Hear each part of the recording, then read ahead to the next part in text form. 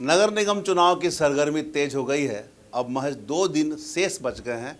ऐसे में नेताओं का आवागमन धनबाद में जारी है। अभी हम मौजूद हैं कांग्रेस के कार्यालय में, जहां राजेश ठाकुर जी मौजूद हैं।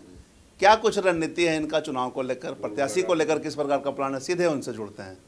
राजेश जी, आप धनबाद पहुंचे हुए हैं, नगर निगम चुनाव है, लगातार नेताओं का आवागमन भी है, क्या रणनीति है? धन्यवाद।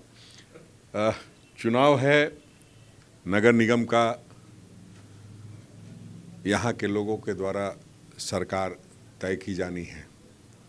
ये लोगों की सरकार होगी, न किसी दल की होगी, न किसी समुदाय की होगी, न किसी समाज की होगी। सभी लोगों का मिला जुला प्रयास होगा और वो जो सरकार बनेगी वो शमशेर आलम की सरकार होगी। ये हम समझना चाहेंगे, राज्य में आप लोग का गठबंधन का सरकार है, यहाँ अलग अलग आप लोग लड़ रहे हैं।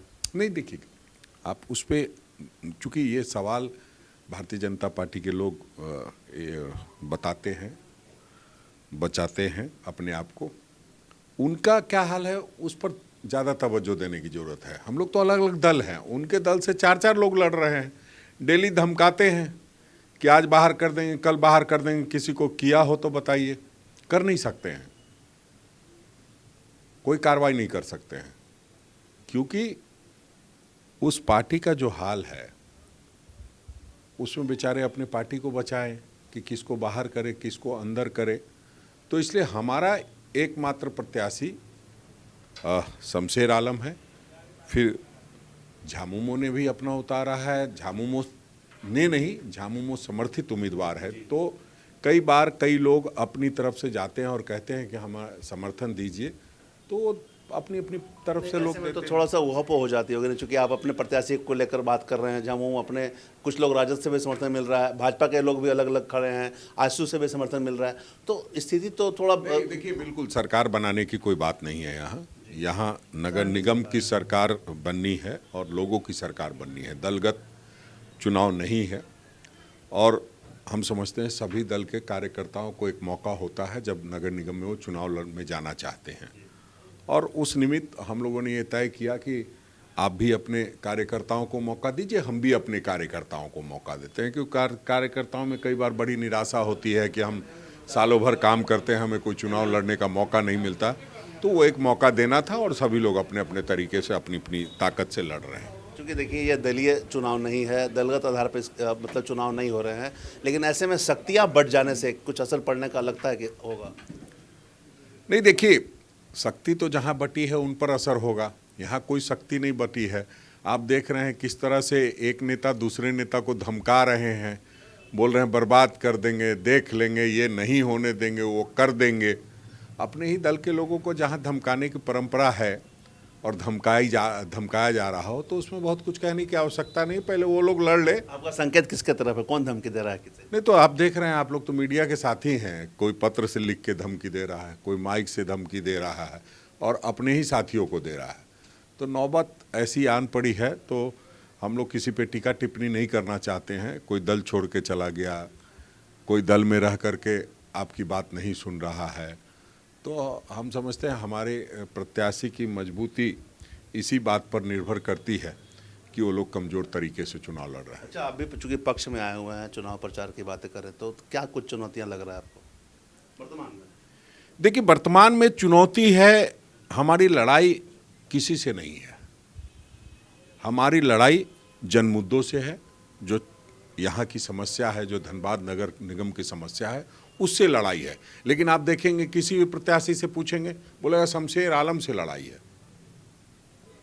इसका मतलब सब लोगों को ये लगता है कि शमशेर आलम चुनाव जीत रहे हैं, लेकिन हमारी लड़ाई सिर्फ जन मुद्दों को लेकर के है और जो जन समस्याएं हैं उनको लेकर के है, और वो उसकी लड़ाई पहले से लड़ते आए हैं शमशेर आलम।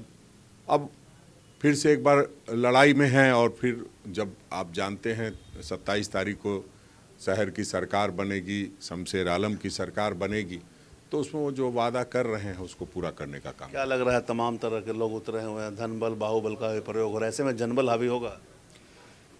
देखिए, चुनाव जनबल का ही होता है। धनबल वाले लोग कम से कम यहाँ मैं जितना समझ पाता हूँ 6-7 लोग तो खड़े हैं। तो जीतेगा तो कोई एक ही। अब जब जीतेगा एक ही तो बाकी धनबल वालों की हार होगी।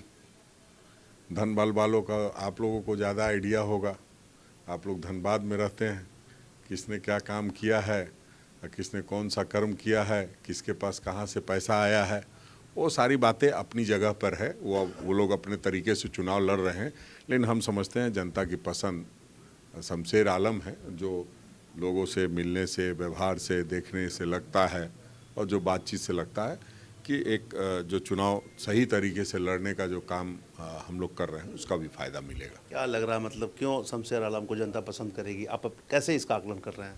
क्योंकि ज़्यादातर जो धनबाद में लोग हैं शमशेर आलम के कैटेगरी के हैं। जो बाकी उम्मीदवार हैं उस कैटेगरी के कम से कम मैं समझता हूँ 1000 लोग भी नहीं होंगे। जो आप 29 प्रत्याशी हैं, लेकिन हाँ 29 प्रत्याशी हैं, लेकिन 29 प्रत्याशियों में जो 5-6 लोग प्रमुख बता रहे हैं, उन 5-6 लोगों में 5 लोग ऐसे हैं जिनका दरवाज़ा खोलने में जनता को बहुत वक्त लगेगा। मैं समझता हूं कि जहां तक मैं शमशेर आलम के घर पे गया हूं, शमशेर आलम के घर पे कोई दरवाज़ा ही नहीं है, दरवाज़ा ही नहीं है, ईजिली अवेलेबल है। और हमको नहीं लगता है कि आगे दरवाज़ा का वो इंतज़ाम करेंगे। जिसके घर में पहले से दरवाज़ा नहीं हो उसको कायदे से, हम लोग जैसे लोग साथी हैं उनके, तो वो दरवाज़ा नहीं लगने देंगे। ऐसे लोगों को चुनने की ज़रूरत है जो इजीली उपलब्ध हो।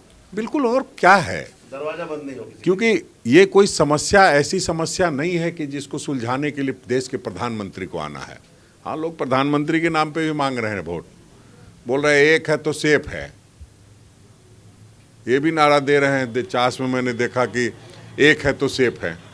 एक है तो सेफ है क्या मतलब? वो अपने प्रधानमंत्री के बारे में बोल रहे हैं कि वो अकेले हैं इसलिए सेफ है। जोगी के बारे में बोल रहे हैं कि वो अकेले हैं इसलिए सेफ है। वो कहना क्या चाहते हैं? तो इस तरह की बातें भी चल रही है। कहीं ना कहीं जब डर बढ़ जाता है तो इस तरह की बात लोग भी करेंगे, ध्रुवीकरण का प्रयास भी करेंगे, लेकिन वो होने नहीं देना है। हम समझते हैं आप लोग मीडिया के प्रबुद्ध लोग हैं और आप लोग लगातार बातचीत कर रहे हैं, तो आप लोगों को भी समझ में आ रही होगी लोग को क्या पसंद है और उस पसंद के आधार पर चुनाव हो रहा है। चलिए, इस बार कुछ नए वोटर जुड़े हुए हैं, नए मतदाता के रूप में वोट देंगे, क्या कुछ अपील रहेगी आपकी? देखिए, हमारी सीधी अपील है कि लोग अपनी सरकार चुनने जा रहे हैं और बड़ी संजीदगी के साथ चुनना है और ये देखना है कि कौन व्यक्ति वर्षों से आपके साथ रहा है, कौन किस धंधे में है, वो भी देखना है। क्योंकि धंधा वाला तो धंधा करके काम कर लेगा, लेकिन जो व्यक्ति 24/7 लोगों की समस्याओं के साथ खड़ा रहता है, राजनीति करता है, वैसे कितने लोग हैं? वैसा कोई नहीं है।